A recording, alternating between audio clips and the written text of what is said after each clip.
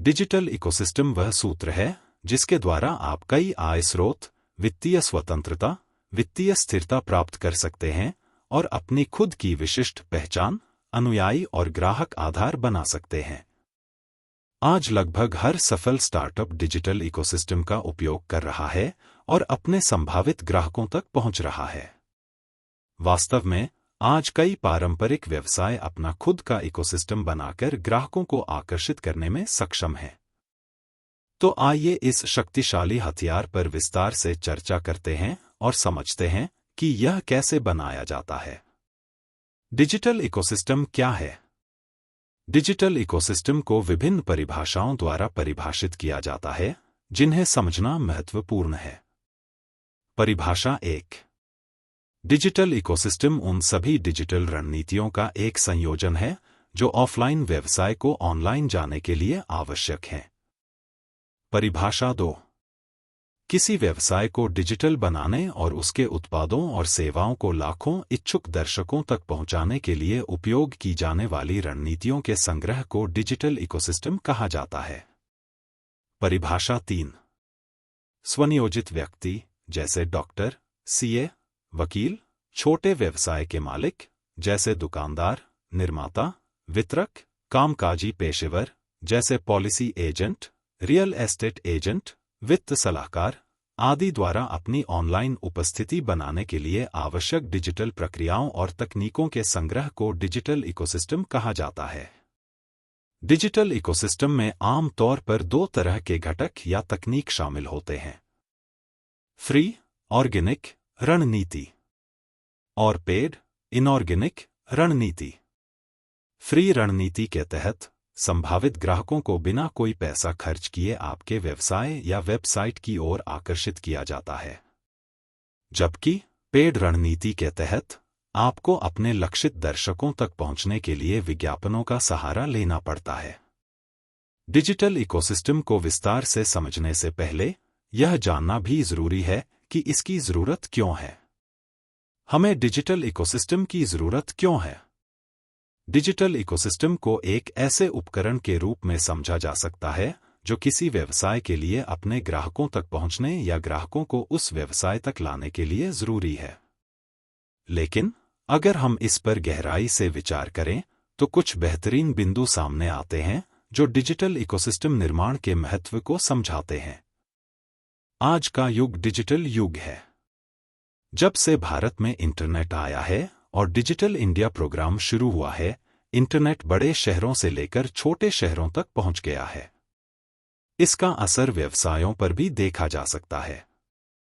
व्यवसायों के लिए अपने सामान को ज्यादा मुनाफे पर बेचना काफी आसान हो गया है। अगर इंटरनेट से पहले के दौर की बात करें तो निर्माता द्वारा बनाया गया उत्पाद अलग अलग मध्यस्थों के जरिए ग्राहक तक पहुंचता था।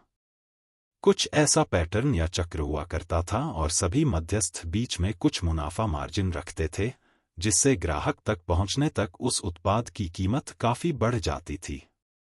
लेकिन आज तकनीक या डिजिटल मार्केटिंग की मदद से निर्माता सीधे ग्राहक को अपना सामान बेच पा रहा है और अच्छा मुनाफा कमा रहा है और ग्राहक को भी कम कीमत पर उत्पाद मिल रहा है।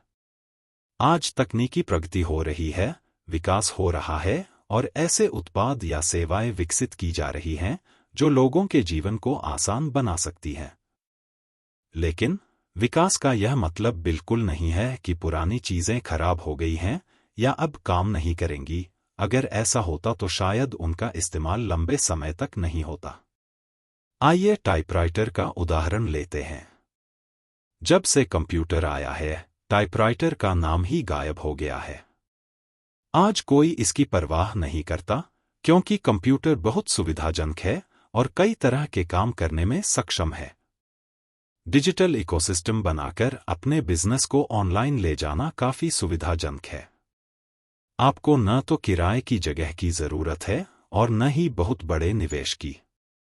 कंप्यूटर और इंटरनेट की मदद से आप जब चाहें और जहां चाहें एक ही जगह से अपने उत्पाद या सेवाएं बेच सकते हैं।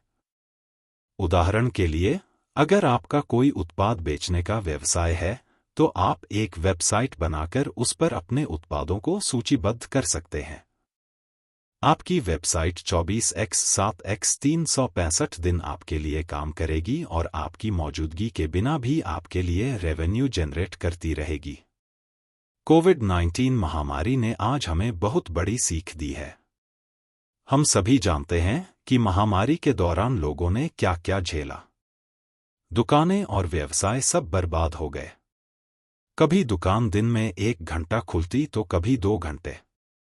लोगों की तनख्वाह काटी जा रही थी और कई लोगों को नौकरी से निकाल दिया गया। जरा सोचिए उस व्यक्ति पर क्या गुजरी होगी जिसकी पत्नी, बच्चा या माता-पिता अस्पताल में जिंदगी की जंग लड़ रहे हों।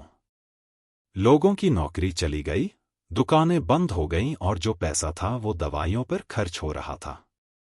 ऐसे में लोग अपने रिश्तेदारों का इलाज कैसे करवाएं और उन्हें सुरक्षित घर कैसे वापस लाएं? इस महामारी से सबसे बड़ी सीख यही है कि जिसने डिजिटल को अपनाया वो बच गया और अपना कारोबार चलाता रहा। महामारी ने उन लोगों को परेशान नहीं किया जिन्होंने डिजिटल इकोसिस्टम बनाया और ग्राहकों को खुद से जोड़ा। लेकिन क्या डिजिटल इकोसिस्टम बनाने का मतलब सिर्फ वेबसाइट बनाना या यूट्यूब और इंस्टाग्राम जैसे प्लेटफॉर्म पर कंटेंट शेयर करना है? नहीं, इसे डिजिटल इकोसिस्टम नहीं कहते।